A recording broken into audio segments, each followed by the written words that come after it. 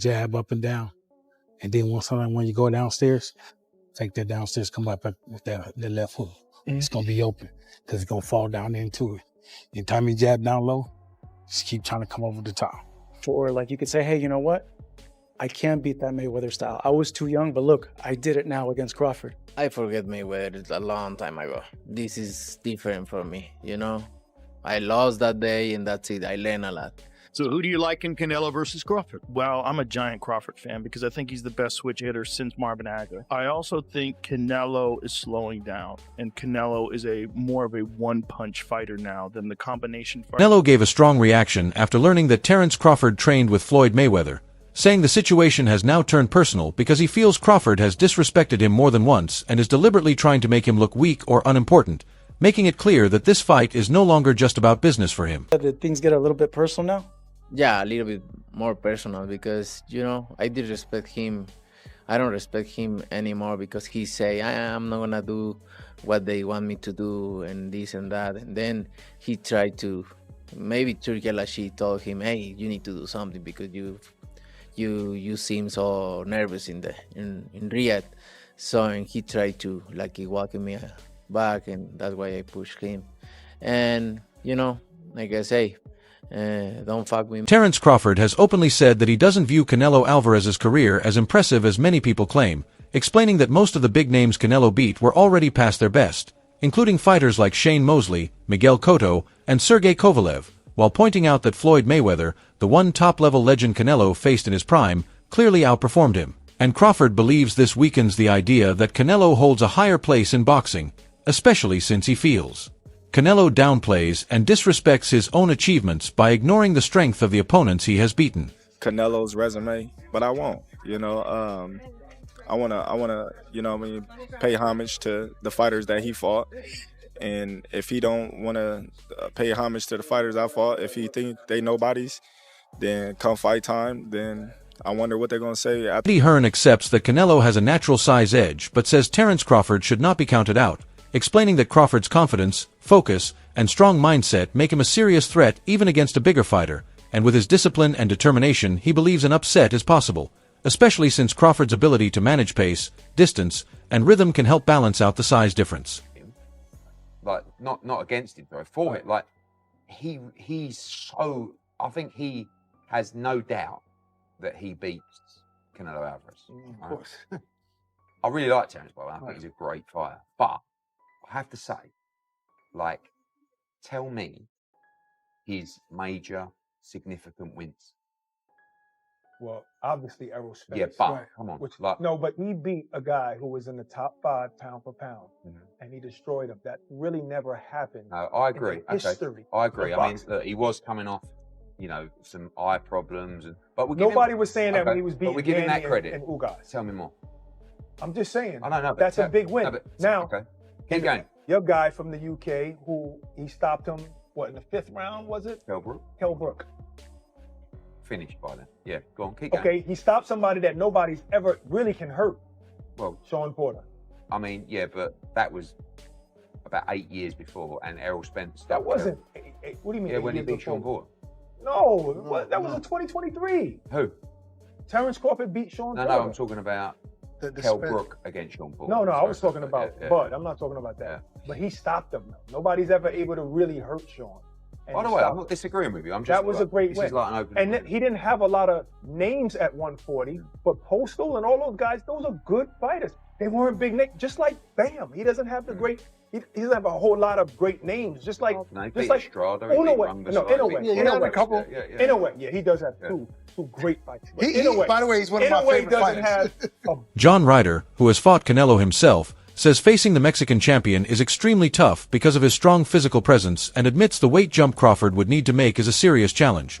But he believes that if any fighter has the mindset, adaptability, and technical skills to deal with it, it's Crawford, whose intelligence and versatility could help overcome the physical disadvantages. A lot of people in his camp believe that he's even going to stop him, but yeah, what's your thought? If there's any man that could do it, it would be Terence Crawford, but I just think the sheer size of Canelo is going to be too much on the line. So do you think size will be too much? I mean, you were in there with Canelo. You landed good shots and he took them, right?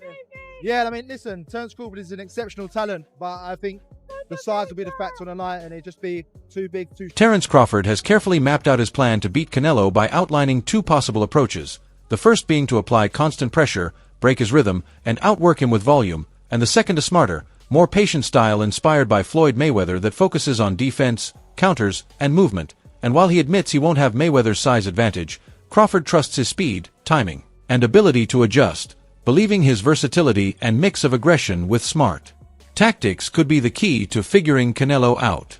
You can do with somebody bigger and stronger.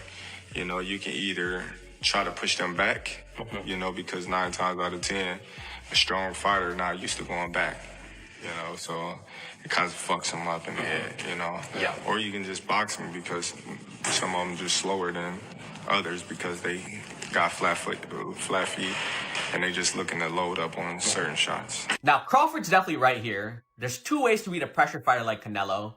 Either you put the pressure back on him, which is where guys like Triple G and Bivol had success, or you use your superior skills and footwork on the outside, which is how Floyd Mayweather won. Now, Crawford, he can't use the pressure approach because he's not as physically dominant as guys like Golovkin or Bivol. You know, Bud is a welterweight or junior middleweight jumping up. He doesn't have the size to push Canelo back. Now, the outside boxing approach, that is definitely Crawford's best chance against Canelo. You know, he is right. Canelo does struggle to cut off the ring at times. We saw that in the Skull fight. And he does load up on single shots now. But at the same time, Crawford is not the same pure boxer that Floyd Mayweather was. You know, Mayweather rarely got hit in that shell. And his form of countering, you know, a pull counter, for example, was, I'm not going to get touched and then I'll make you pay. Whereas Crawford's style of counterpunching is different. Bud will take one to throw 2 or 3 back. And he can't do that against Canelo because of the size and power difference. If Bud takes a clean right hand to throw back an uppercut or a hook, he's either going to get dropped or he's going to end up on his bike like Jermell Charlo. So while I do agree Crawford does have the superior skill set in this fight, but because he doesn't have the size to push Canelo back, or the defense of someone like Mayweather stay perfect for 12 rounds on the outside, I do think Canelo's size and power will make the difference in this fight. And that's why I like... Joe Rogan believes the Crawford versus Canelo fight may be closer than many expect, saying that while Canelo is still a top-level fighter, there have been signs of slowing speed and endurance, whereas Crawford keeps improving and dominating across weight classes. And with his pound-for-pound quality and perfect timing in his career, Rogan feels the matchup favors Crawford more than people realize. Canelo versus Crawford. Well, I'm a giant Crawford fan because I think he's the best switch hitter since Marvin Hagler. I also think Canelo is slowing down, and Canelo is more of a one-punch fighter now than the combination fighter he was when he was younger. Do you think Terence Crawford can beat Canelo Álvarez? Yeah, I think he can win. Okay. I don't know if he's going to win, but I think he can win. He's going to have to box a brilliant fight. If Ray Leonard could beat Marvelous Marvin Hagler, then Terence Crawford can beat Canelo Álvarez. Why do you say that? Same equation. Get in, get out.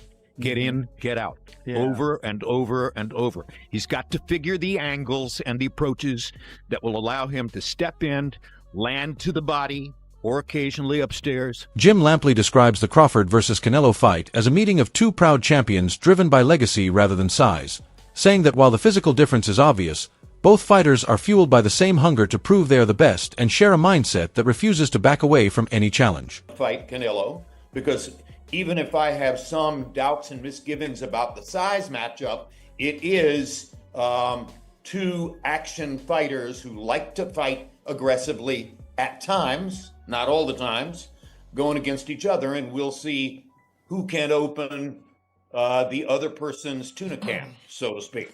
Max Kellerman firmly places Terence Crawford at the top of boxing's pound-for-pound rankings, acknowledging Canelo's past success but believing his peak has already passed, while pointing out that Crawford's recent fights have been near perfect with complete control over opponents in different weight classes, and in comparison, Canelo has shown moments of vulnerability against fighters such as Dimitri Bivol and even John Ryder. You know who's the best pound-for-pound fighter in the world?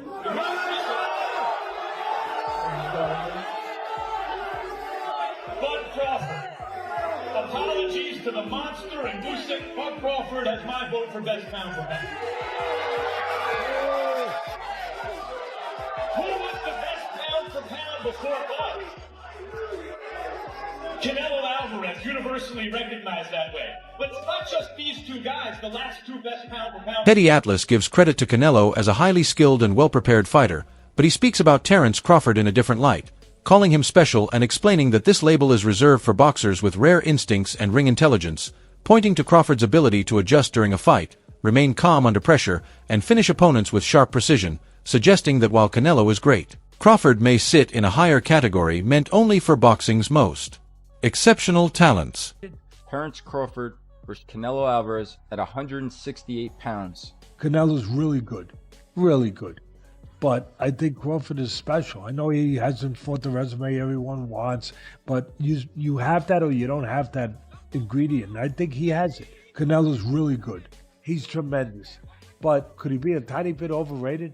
The greatness is within Crawford. It's in his desire. It's in his mind. It's in his makeup, where he came from. I know he's moving up in weight class. Can he carry it?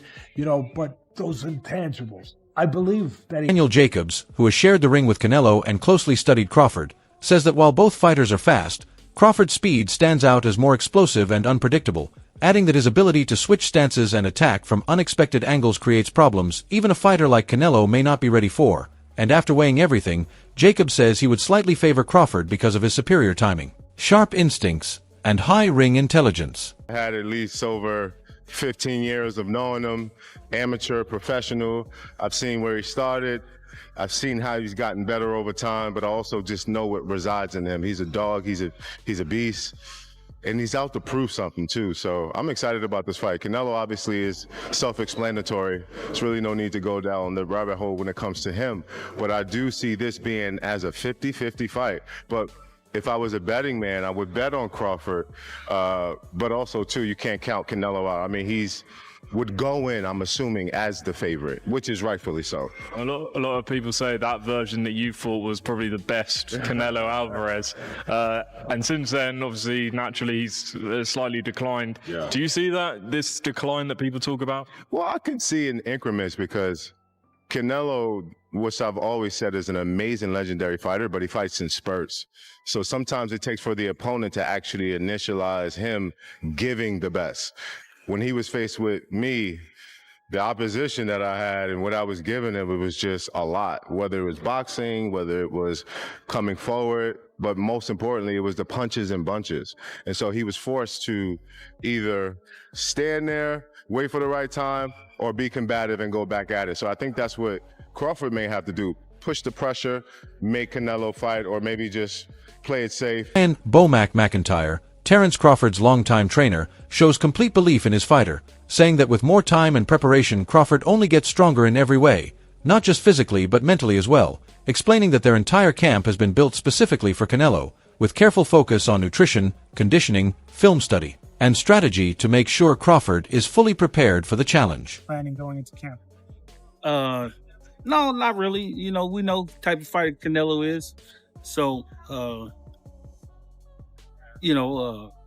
as a fighter, you mentally prepare for things like that. And then as a trainer, just making sure he's sharp.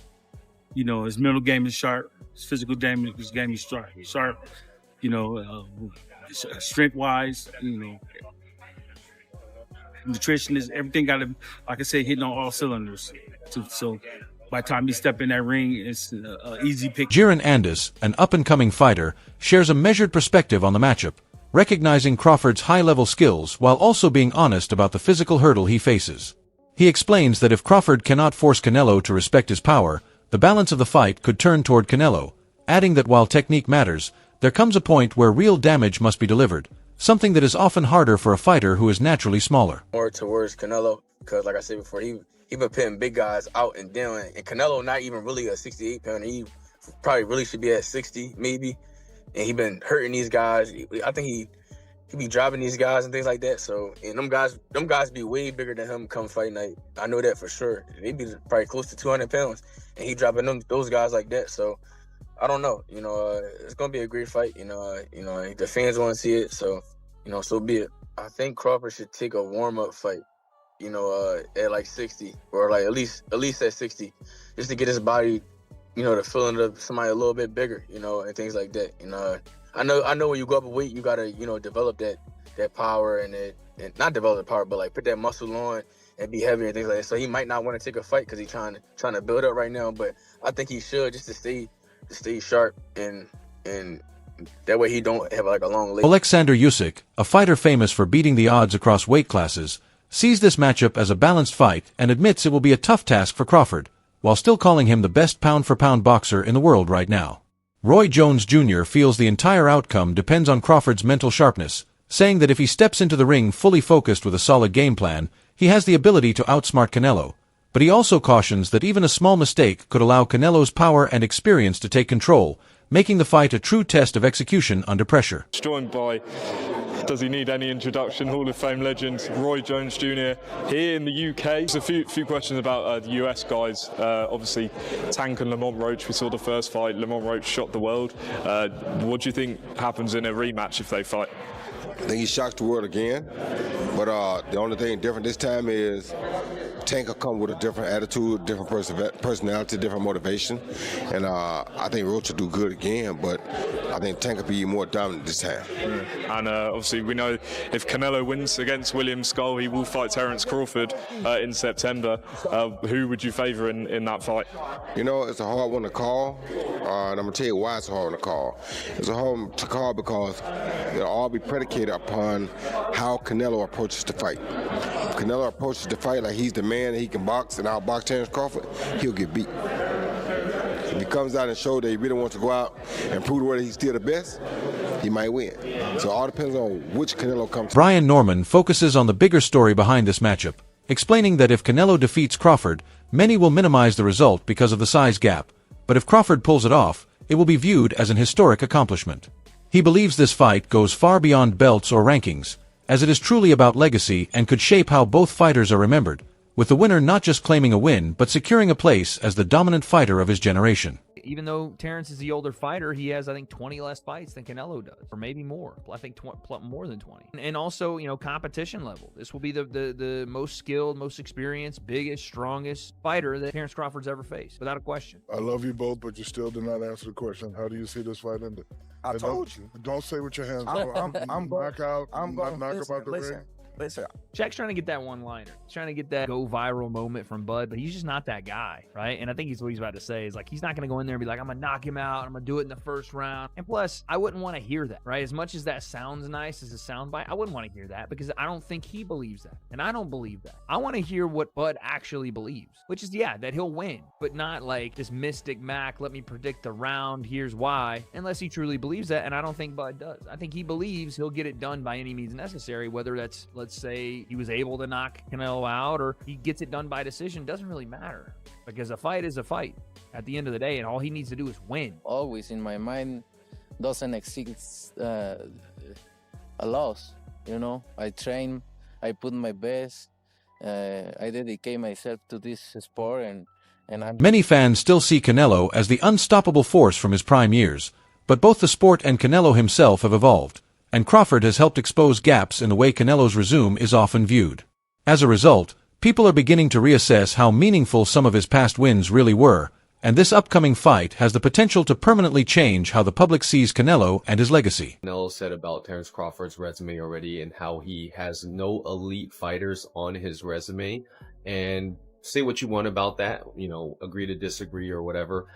What do you guys think of Crawford saying this about Canelo? Canelo fought great champions, but most were past their prime. But when they weren't, you saw what happened. Lara, Mayweather, and Bivol. Obviously, Mayweather was past his prime already, I'd say. But he's right.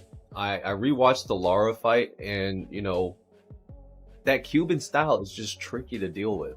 And, you know, a lot of people would say that Lara won that fight.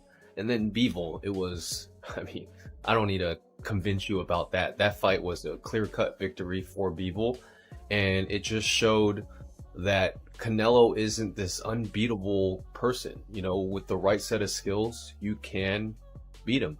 And I don't know, what do you guys think? Has Terence Crawford fought any elite boxers? You could say, you know, Errol Spence, but then, you know, after the whole horrible accident that he had. So that wraps up today's video. So stay tuned for what's coming next, and I'll see you in the next one.